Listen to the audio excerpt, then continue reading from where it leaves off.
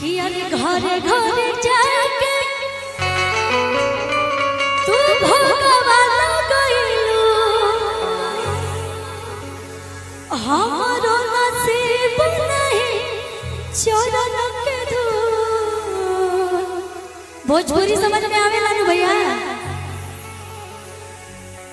चली तब ठीक बा कि अरे घरे घरे जाके तू भगवान गइलू हमारो नसीब नहीं चरण के धूल। तो यही रहे आइलू ए मयरिया यही रहे आइलू ए मयरिया हमारे दुआरिया गइलू भूल। यही रहे आइलू ए मयरिया। प्रेम से बोली सच्चे दरबार की। आइए भैया। अरे घरे घरे जाके तू भगवान गइलू घरे घरे जाके तू भगवान गइलू हमारो नसीब नहीं चरण के धूल।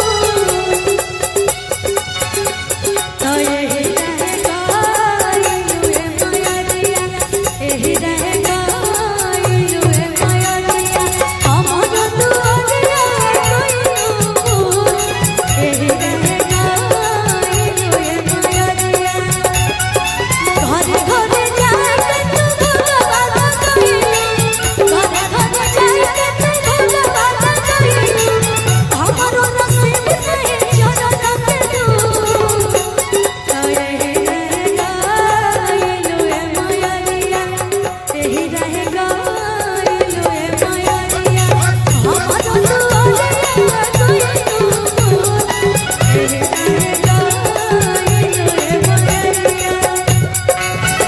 क्या बात है?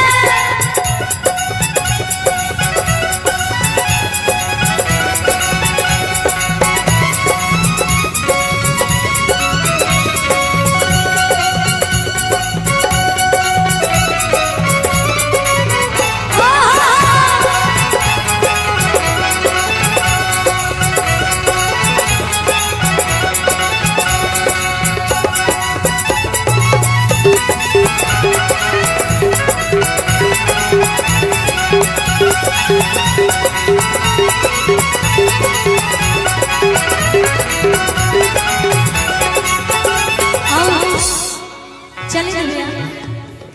माता रानी से क्या कहती है? अरे आना नाली पवले हो जाही काला साधा रवले हो जाही।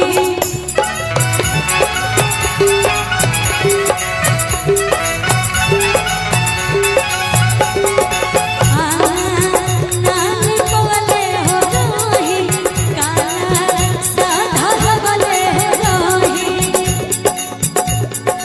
गलती का पहिलू खुशी से खिसी आइलू गलती का पहिलू खुशी से खिसी आइलू पंकज के भगत न कोइलू कबूल।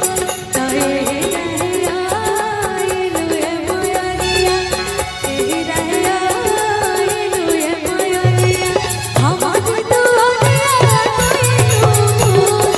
यही रहे आइलू ए मयरिया।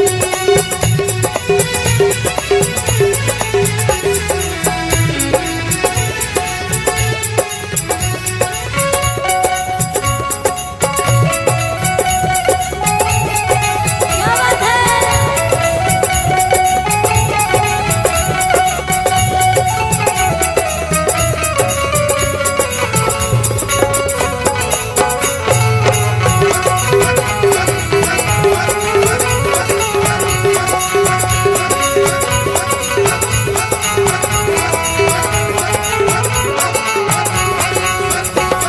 तो यही रहे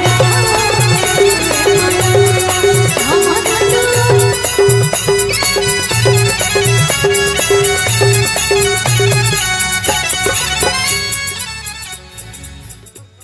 हेलो एगो बहुत ही प्यारा लाइन बा।